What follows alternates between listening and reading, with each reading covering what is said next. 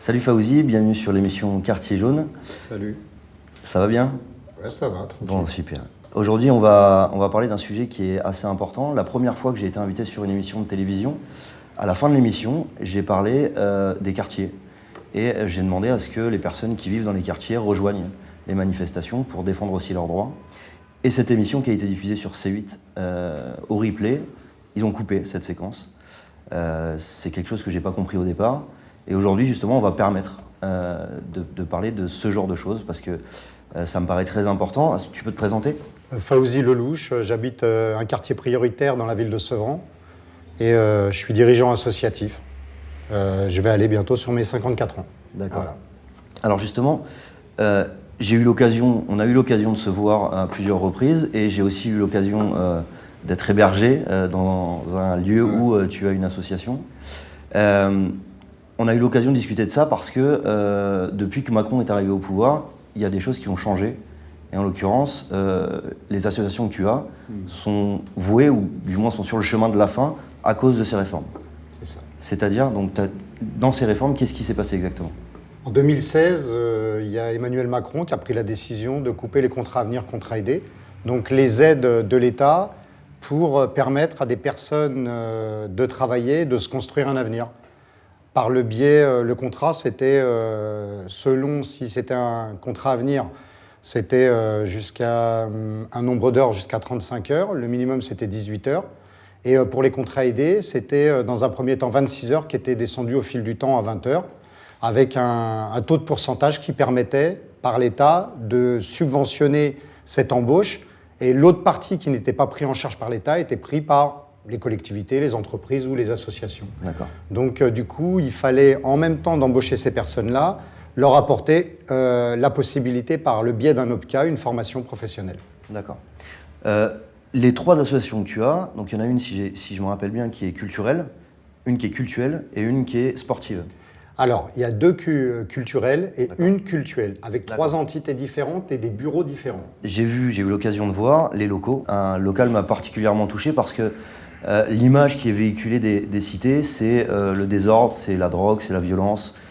C'est souvent, donc tu es musulman, pratiquant. Tout à fait. Et donc c'est souvent quelque chose qui est mis en avant par les médias mainstream comme étant quelque chose de stigmatisant. Souvent en utilisant l'image du musulman, de la femme voilée, etc. Moi j'ai pu voir quoi ? J'ai pu voir des locaux où tu as des ordinateurs, des salles de cours, tu as des livres, combien de... Alors, j'ai Environ 7000 ouvrages. 7000 ouvrages qui passent de A jusqu'à Z. jusqu'à Z. Tous les thèmes, D'accord. toutes les catégories, voilà, qui peut intéresser tous les âges. Et, Il y a de la littérature française, il y a de la bande dessinée. tu as de tout. Voilà. Tu as de tout pour intéresser tout le monde. Et il y a aussi, j'ai eu l'occasion de le voir, toute une collection de livres qui concernent les différentes religions. Effectivement. Donc il n'y a pas de clivage, c'est pas enfermé dans la religion musulmane, c'est vraiment ouvert dans l'esprit, parce que c'est aussi quelque chose qu'on met en avant souvent, c'est que les gens qui sont religieux sont enfermés dans des idéologies et ne sont pas ouverts au monde. Comme notre société, elle est diversifiée, Exactement. avec différentes origines, différentes éducations, cultures. Et nos quartiers sont encore plus diversifiés, parce que je crois qu'il y a à peu près 77 nationalités, enfin d'origine nationalité, sur ces quartiers-là. Enfin, Et le mien, qui où j'habite. vivent parfaitement bien les uns avec les autres. Bah, tout à fait. Hein. Voilà. Il y a quelque chose aussi qui m'a marqué, c'est qu'on dit souvent qu'il y a de la violence dans les banlieues. Et donc, une des associations que tu as, c'est une association sportive. Effectivement.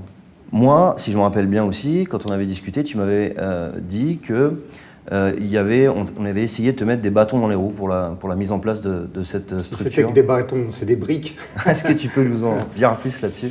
Alors déjà, j'aimerais dire comme quoi que l'ensemble des thèmes choisis sont importants dans les associations qu'on a montées. C'est-à-dire, il faut en donner pour tous les thèmes. C'est-à-dire aussi bien pour l'accompagnement à la scolarité, l'éducation, la culture, les loisirs, et permettre aux gens de pouvoir se construire un avenir par le biais de capacités dans leur vie sociale. Ça peut être les langues, l'informatique. On va dire que ce quartier-là n'avait aucune structure sportive, aucune structure sociale, aucun commerce.